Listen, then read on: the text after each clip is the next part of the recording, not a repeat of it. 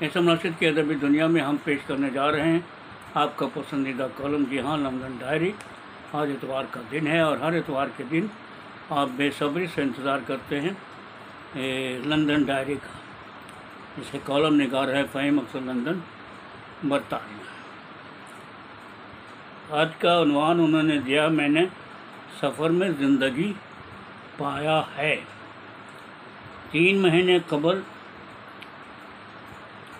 Amsterdam में मुक़ीम मारूफ शायर व अदीब जनाब मोहम्मद हसन से बात हुई तो उन्होंने कहा कि फ़हीम भाई, हम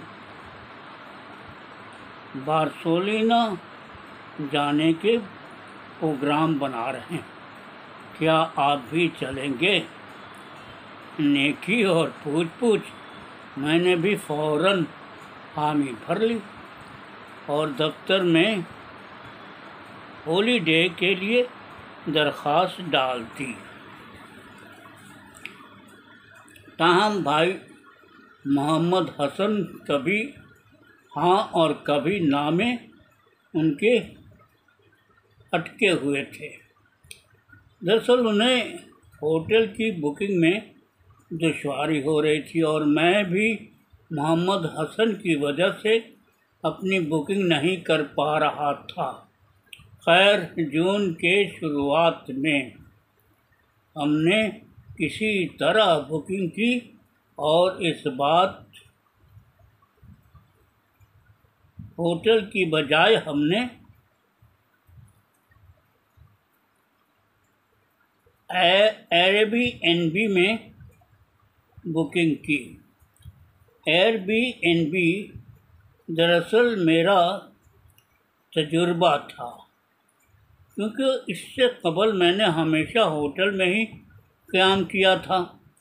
एयरबीएनबी 1 या 2 कमरे का होता है या पूरा मकान होता है, जिसमें या तो मालिक मकान साथ रहता है या वो अपने उस मकान को कम मुद्दत के लिए किराए पर दे देता है, जिसमें आप उनके बावर्ची खाने में भी मनपसंद खाना भी पका सकते हैं। भाई मोहम्मद हसन बार्सिलोना का इंतखाब इसलिए भी किया था कि उनका बेटा अरबाब बार्सिलोना फुटबॉल क्लब का बहुत बड़ा हामी है और पापा हसन ने अरबाब की ख्वाहिश को पूरा करने के लिए बार्सिलोना का इंतखाब किया। इसके अलावा स्पेन की छुट्टियों के लिए ज़्यादातर लोग बार्सिलोना ही जाते हैं। कहा जाता है कि स्पेन में बार्सिलोना से ही सबसे ज़्यादा कमाई सयाहों के ज़रिया होती है।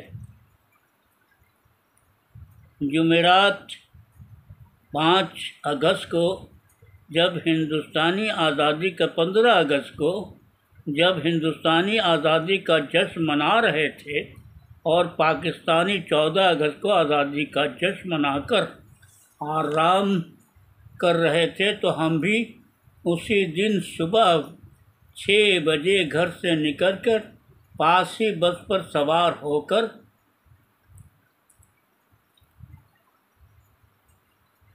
रेंस पार्क स्टेशन पहुंच गए। रेंस पार्क से हमने ओवरग्राउंड ट्रेन पर सवार होकर बरतानिया का मशहूर तरीन स्टेशन कराकुम जंक्शन पहुंच गए, जहां से हम एक और ट्रेन पर सवार होकर लंदन के 5वां एयरपोर्ट गेटविक सुबह के 7:30 बजे पहुंच गए। एयरपोर्ट पर हमने नाश्ता किया और स्पेन की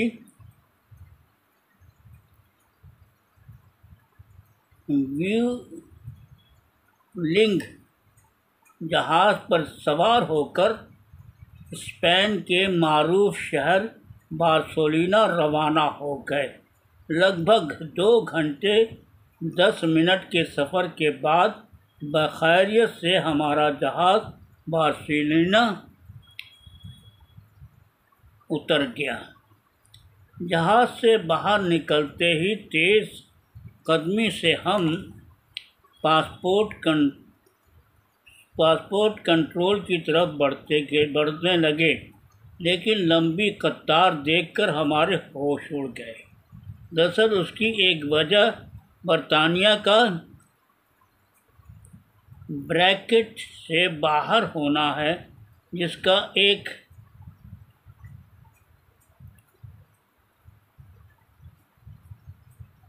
खमियाजा ये भुगतना पड़ रहा है कि अब हमें यूरोप के किसी मुल्क जाने के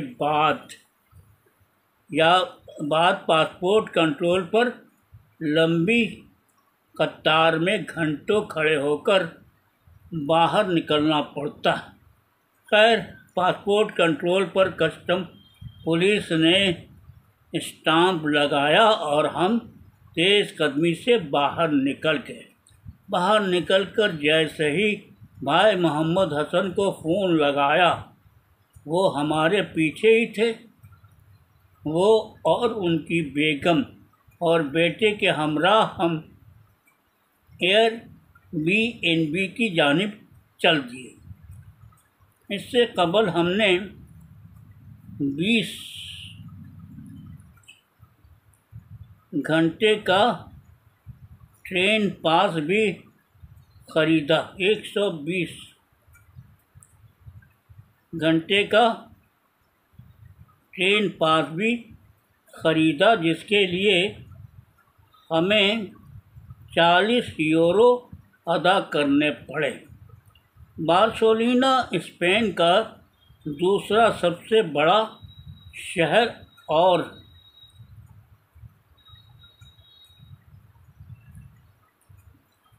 और कातालूनिया का दौरे हुकूमत है। ये शहर तारीख़ी, सकाफ़ती और फ़नून लतीफ़ा के हवाले से नहायत अहमियत रखता है। बार्सिलोना की तारीख़ हज़ारों साल पुरानी है। ये शहर कदीम ज़माने में रोमियों के ज़ेरे असर रहा और उसकी तरफ से एक किलाबंद शहर के तौर पर कायम किया गया। रूमी दौर के आसार आज भी बार्सिलोना में मौजूद हैं, जैसे कि कदीम रूमी दीवारें वग़ैरह। बार्सिलोना फ़नून लतीफ़ा और फ़न तामीर का मरकज़ है। यहाँ के मेमार एंटोनी गौदी के काम ने शहर को आलमी सतह पर मुनफरिद शनाख्त बख्शी। गौदरी की मशहूर इमारतें जैसे कि सागर और फामिलिया और पार्क गोयल को देखने के लिए दुनिया भर से सयाह आते हैं। सागर अदा बार्सिलोना के एक सिंपल ज़िला में ज़ेरे तामीर चर्च है। ये दुनिया का सबसे बड़ा नामुकम्मल कैथोलिक चर्च है, जिसे कातलान मेमार एंटोनी गौडी ने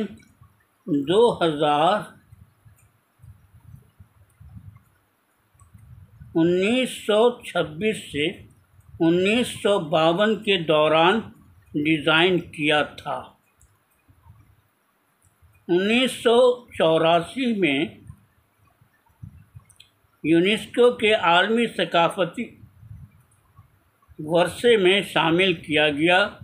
मैंने चर्च के चारों तरफ घूमकर उसका मुतायला किया, जिसमें अब भी बड़े बड़े क्रेन लगे हुए हैं और चर्च वाकई दुनिया का 8वां अजूबा लग रहा है।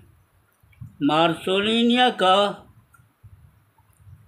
तालूनिया का सकाफती मरकज़ भी है, जहाँ कातालान ज़ुबान और सकाफ़त को ख़ुसूसी अहमियत हासिल है। शहर के बाशिंदे का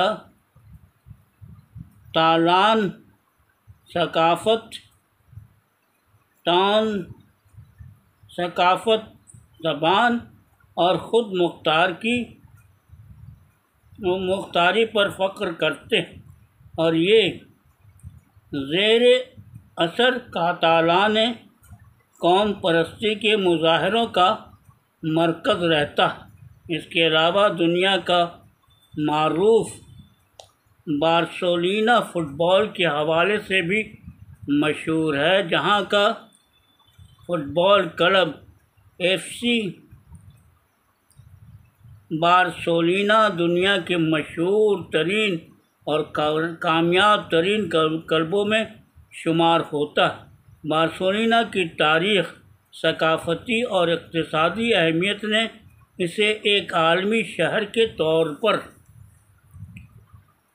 मुतारिफ़ करवाया, जो हर साल लाखों सयाहों को अपनी तरफ मुतवज्जा करता है। इसी दौरान हमारी मुलाकात मारूफ अदीब व शायर अरशद नज़ीर साहिल से भी हुई, जो पिछले कई बरस से बार्सिलोना में मुक़ीम है। उन्होंने फेसबुक लाइव लगाकर हमारी मुख्तसर गुफ्तगू और शायरी को दुनिया भर के सामीन के सामने पेश किया, जिसके लिए हम जनाब अरशद नज़ीर साहिल के शुक्रगुज़ार हैं। अरशद नज़ीर ने हमें ये भी बताया कि पिछले चंद वर्षों में लगभग 1.5 लाख पाकिस्तानी स्पेन आ चुके, जो कि एक अच्छी खासी तादाद। मैंने भी फुटपाथ पर मुख्तलिफ सामान बेचते हुए ज़्यादातर पाकिस्तानी दिखाई दिए। जब हम समुंदर की साहिल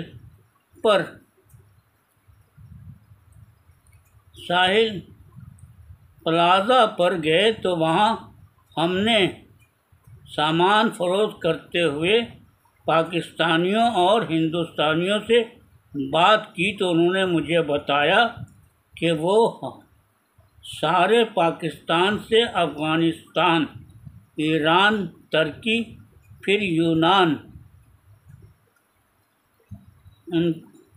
इटली वगैरह पैदल चलकर गैर कानूनी तौर पर स्पेन आए हैं।